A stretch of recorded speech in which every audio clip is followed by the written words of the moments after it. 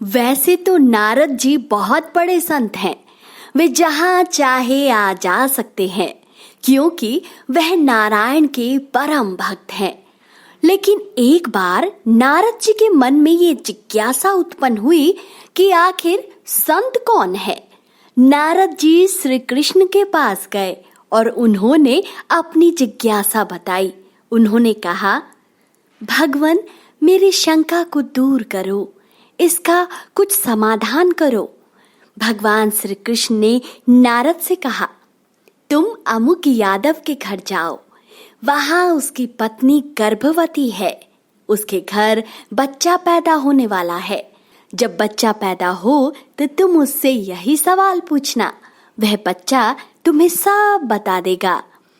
नारद जी यादव के घर पहुंचे और बोले, तुम्हारे घर बच्चा पैदा होने वाला है।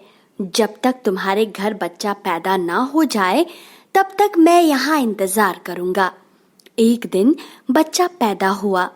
नारद जी बहुत खुश हुए और अपना प्रश्न बच्चे के सामने रखा। बच्चे ने नारद जी का प्रश्न सुना और खिलखिला के हंसने लगा।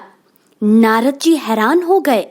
वह सोचने लगे, बच्चा कुछ ही घंटों का है, फिर भी मेरा प्रश्न सुनकर खिलखिलाकर हंसने लगा।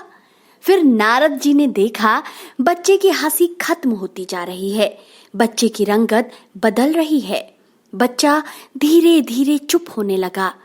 नारद जी चिंता में पड़ गए।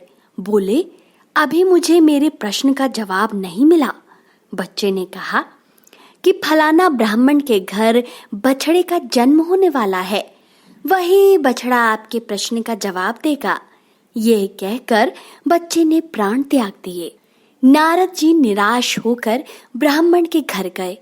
बछड़े ने जन्म लिया। उसके बाद नारद जी ने बछड़े से सवाल किया, संत कैसा होना चाहिए और संत कौन है?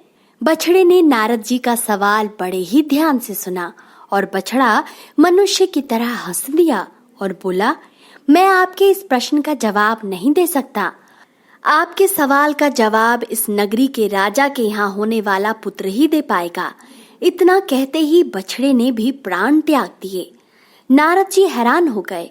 वह मन में सोचने लगे, यादव के बच्चे ने मेरे प्रश्न का उत्तर नहीं दिया, ब्राह्मण की गाय ने भी मेरे प्रश्न का उत्तर नहीं दिया। भला अब राजा का पुत्र मेरे प्रश्न का उत्तर क्या देगा? अगर वह भी मर गया तो मेरे प्रश्न का उत्तर कौन देगा?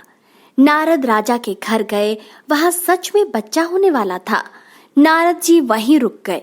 राजा के घर पुत्र पैदा हुआ।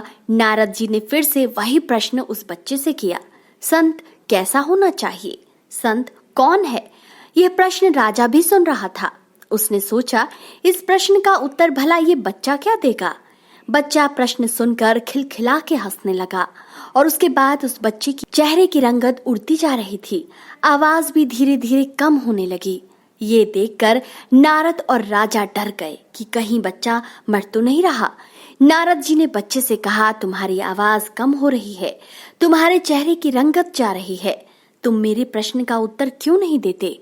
बच्चे ने कहा, नारद जी, संत ऐसा होना चाहिए जैसे आप हैं, निर्मल और निश्चल, जिसके दर्शन मात्र से देह के छूटते ही मोक्ष मिल जाए, जिसे देखते ही पाप मिट जाए, दुनिया बदल जाए, नरक से स्वर्ग मिल जाए, जन्म जन्म के बंधन छूट जाए, दुनिया बदल जाए, बैकुंठ मिल जाए।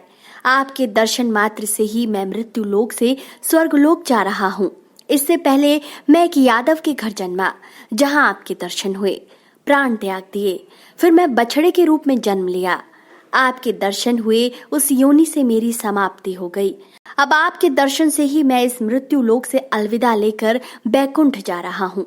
मेरे जितने भी जन्म हुए आपके दर्शन से सब छूट गए और मुक्ति मिल गई। नए जन्म लिए तो आपके दर्शन से मोक्ष प्राप्त हो रहा है। जन्म मरण के चक्कर से मुक्त हो रहा हूँ। संत ऐसा ही होना चाहिए जैसे आप। दोस्तों, कैसी लगी कहानी कमेंट बॉक्स में कमेंट करके जरूर बताएं।